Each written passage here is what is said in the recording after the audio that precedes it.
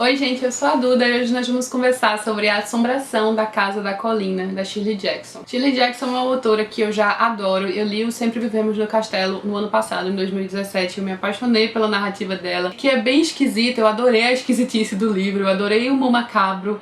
Então eu tava louca pra ler A Assombração da Casa da Colina, que provavelmente é o seu livro mais famoso.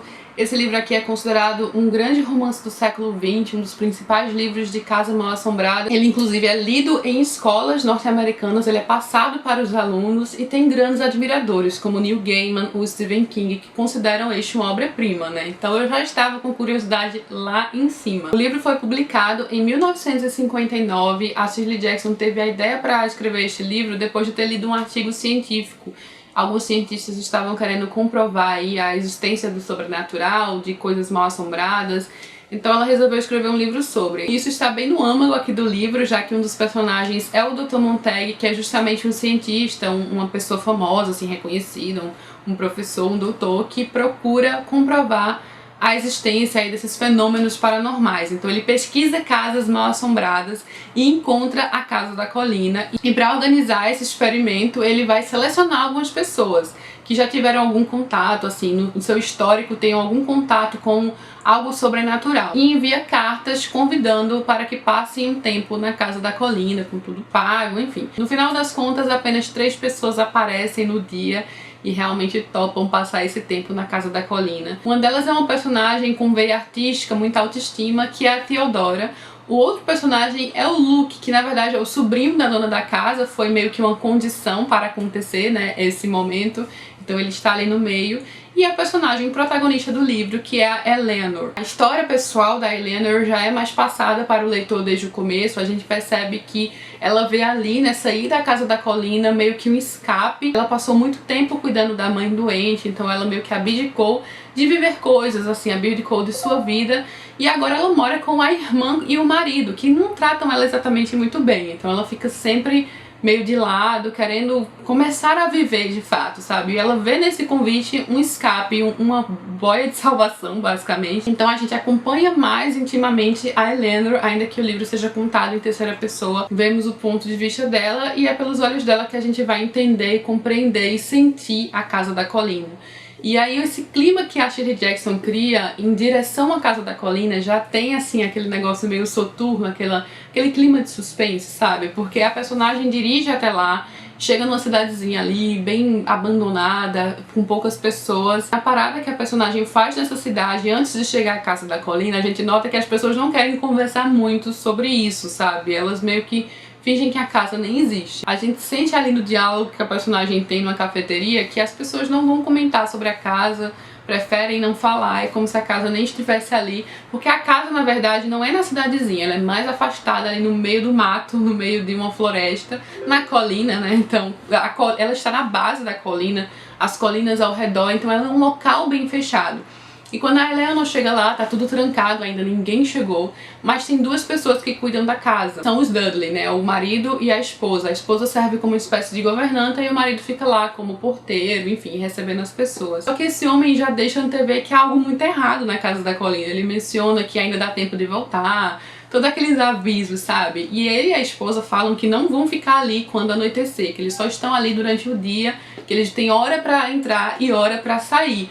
E a Casa da Colina aqui é passada como um personagem na história, porque ela é bem imponente e a forma como a Shirley Jackson a descreve é como se ela fosse algo muito horrendo, sabe? É como se realmente existisse algo de muito errado na concepção da casa, na forma como a casa se mostra, nas inclinações, nos ângulos. Ela faz questão de, em todo momento nessa descrição, passar uma perturbação que a casa vai transparecer para qualquer pessoa que olhe, sabe? Aquele negócio que você não se sente bem apenas de olhar. Meio que uma aberração arquitetônica que deixa até algumas pessoas levemente tontas, dependendo de em qual cômodo você esteja, de que modo você olhe para casa. Então ela é realmente um grande personagem aqui no livro e esse quesito psicológico é colocado em evidência desde o início, tanto no estado emocional da Eleanor, como na forma que ela conhece a casa. Uma mistura de aceitação, desse sentimento que sua vida está começando, que finalmente ela está fazendo algo que ela precisava estar ali, que é como se a casa a chamasse, e ao mesmo tempo um certo medo envolvido ali. A vontade de nunca estar sozinha, a iluminação dentro da casa, as portas que sempre estão fechadas. Mal a pessoa passa, a porta já está fechada novamente.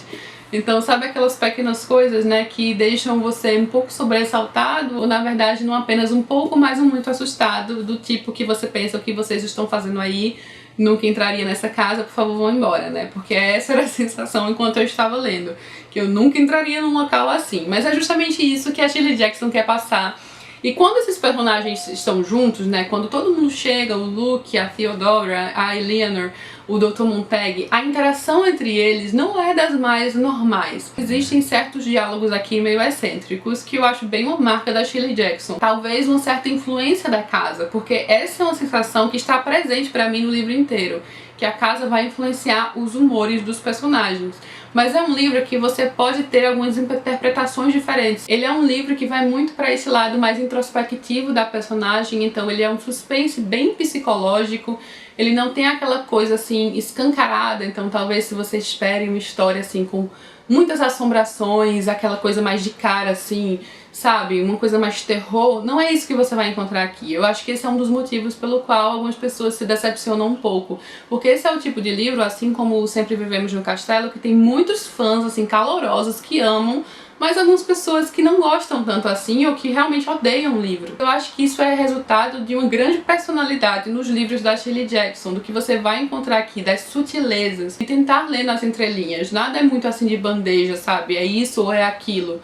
Você está ali inserido naquele meio psicológico que você não sabe o que é que está acontecendo, se é uma coisa, se é outra.